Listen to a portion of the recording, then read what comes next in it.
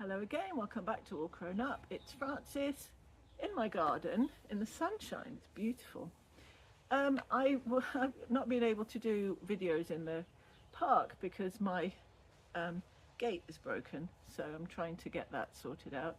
And when I can get back in the park, then I'll be doing more in the park again. However, how are you doing today? I hope all is well with you.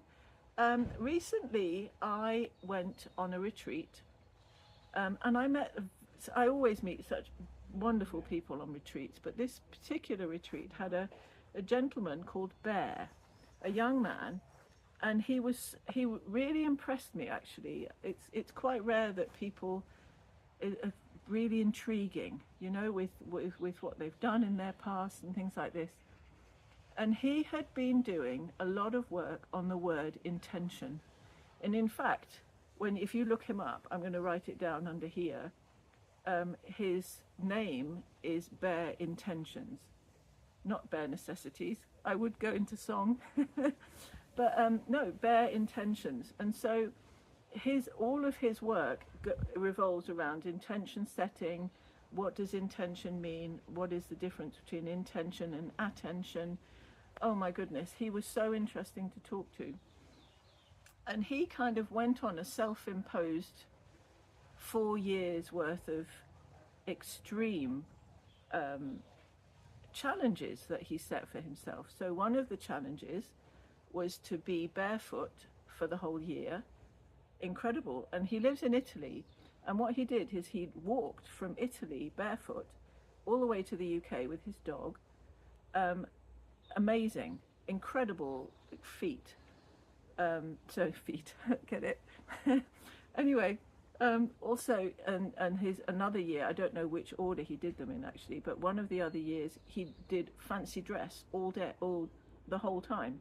So he was in like proper fancy, not just like a fake moustache or that kind of thing, but you know, the whole everything, just remarkable. In order to, I think the reason for that one was so that he could not test people, but see how people reacted to him being in fancy dress and how he could be in the world in that kind of a state. That was amazing. One of the years he did a whole year in silence. Now that, in order to be able to hear better, to listen better, that's amazing. A whole year without talking. Incredible. And he raised money with each of these events for different charities, and you can very much look him up. I'll try and put details below, or I'll get him to put all of his details in the comments down below. I'll sort that out, I think, because that'll be, if you are interested, you can kind of look a bit further. And his final year, his 4th year, or whichever one he did this in, he did lots and lots of volunteer work for different places and people, and so he gave of himself for a whole year. What a remarkable thing to do. You know, just it really made me think. And we were all sitting around the fire at the retreat and talking about what he'd done. And I said something like, "Oh, you know, what could we do? What could one do for a whole year?" And I thought it'd be really fun to put glitter on for a whole year, or wear tie-dye, because I love tie-dye. Wear tie-dye every day for a year. That would be quite fun. And it was just before we were having some food, and so I said, "Oh, you could eat with your hands for a year." So they were like, oh, yeah, people were saying, "Oh yeah, that's interesting." So I thought, well, okay, dinner's coming, I'm going to try it. And I think it was like a curry thing. It was really nice. And anyway, so there it was, and it wasn't all hard, so you couldn't just pick it up. And I thought, I'm going to give it a go. So I started eating with my hand. I did the whole plate with my hand. And then the next morning I thought, I'll just carry it on. Why not? So then it was overnight oats. And I thought, oh, there's no way.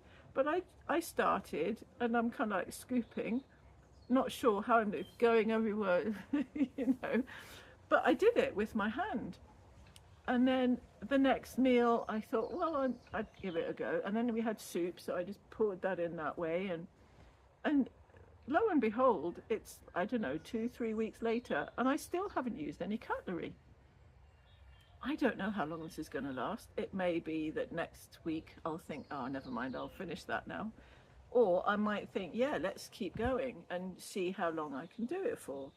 And my reasoning behind this is to have much more of an intention of what I'm eating. I'm much more connected to the food because I've got it in my hands. And also, I'm sure I read somewhere when I was really, really young that you can feel your body begins to have a feel of what you're putting in your mouth, so that if it's not good, you won't actually get it to your mouth. Using cutlery, it removes you from the food. Does that make sense? And I'm really feeling much more connected to what I'm eating. Also, it slows you down and it becomes much more of a deliberate thing, because you're not just scooping. You know, this is how people eat often. I've been known to do this. Just get it in and then, you know, move on. But this is much more of a deliberate thing. Really interesting. And I was talking to some of the girls at work about this, actually, and quite a few of the girls at work are from Indian and Asian descent. And they were saying, oh, we all eat at home with hands. And they were really pleased that I'm doing this. And they were like, oh, yay, Francis, you know. So, yeah, lots of different angles on kind of the same kind of thing, I suppose. But really, what an interesting... Bear. So Bear was super interesting. I was really, really pleased to have met him. And so I have two challenges for you today, whether or not you'd like to pick any of them up. First challenge would be have a meal with your hands. Now, I was always told off if I used my hands when I was little to eat. You know, when you're a baby, you do, don't you? And just learning to eat. But then there's, you know, learn to eat with a spoon and a fork, and you know, and so it removes you immediately. But so one, have a meal without any cutlery and see what the difference is. And then the second challenge is, could you think of something that you could do that kind of pushes you a little bit out of your norm and into something a little bit different, that you could do for like potentially a day or a week or a month even, or a year, dare I say? You know, just to kind of push you out of where you normally sit and make you think in a different way. What can you learn from doing things like this? Anyway, yeah, really, really interesting. What an incredible person. So there we are. That's my video for today. I hope this has given you some food for thought. Get it? I'm going to stop now with all of the food jokes, or the feet or food jokes that I've been doing today. I hope you're having a lovely day, and I'm sending you so much love. Please like and subscribe, and send this to somebody if you can think that they might benefit from this kind of content. So lots and lots of love, and take care. Bye.